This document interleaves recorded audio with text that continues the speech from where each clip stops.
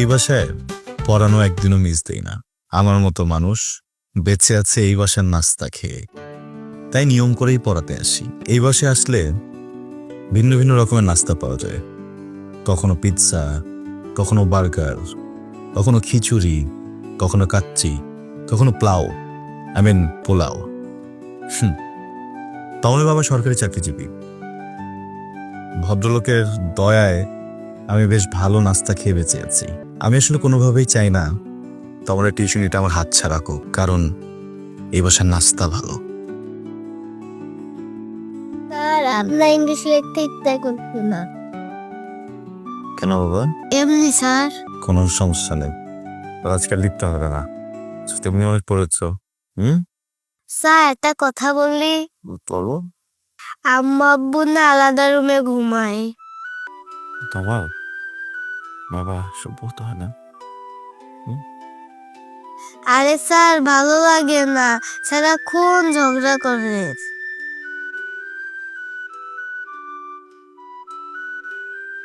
তোমার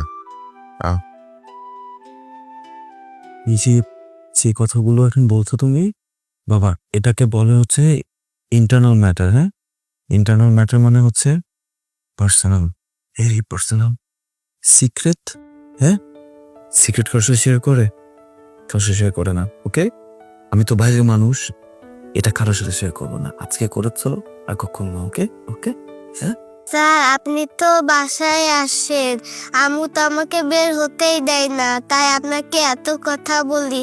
তাছাড়া তার উপায় নাই, তাই আপনাকেই বলি। আচ্ছা, কোনো সমস্যা নেই, আমরা আরো অনেক গল্প করবো। আমি স্কুলে নতুন কোনো ফ্রেন্ড বানিয়ে সোয়েটার নিয়ে গল্প করবো। হ্যাঁ হ্যাঁ, পেন্টিং করতে ভালো লাগে কিনা, তারপরে মিউজিক ভালো লাগে কিনা, তোমার যা যা করতে ইচ্ছা করবে তুমি যাকে বলবা, হ্যাঁ তোমাকে পড়তে নিয়ে যাবো, এগুলো কিনে দেবো। এগুলো কখনো বলবো না। হ্যাঁ জি স্যার। ও কি জনতা লেখো।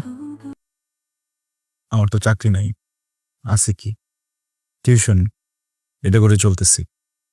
আমার বাবাও নাই, কিন্তু আমার তো দায়িত্ব আছে। এই টিউশনের টাকা দিয়ে কি আসলে ঠিক মতো দায়িত্ব পালন করা যায়? তার মানে আমার ভিতরে কিন্তু ভয়ঙ্কর অস্থিরতা কাজ করে। এই অস্থিরতা মাঝে মধ্যে কানে কানে কি বলে জানিস? নোংরা কথা বলে একটা ক্ষতি করে ফেলে নিজের, যেটা শুনতে চাই না। এটার জন্য তো মনোবল দরকার, শক্তি দরকার, শান্তি দরকার। আমার জীবনে প্রেমটা হইতেছে শান্তি। আমার গার্লফ্রেন্ড একটু প্যারা দেয়, একটু ঝামেলা আছে, আমি তো সুইট থাকি। ও ঝগড়া করে, আমি চুপ করে থাকি, শুধু ওর দিকে তাকায় থাকি।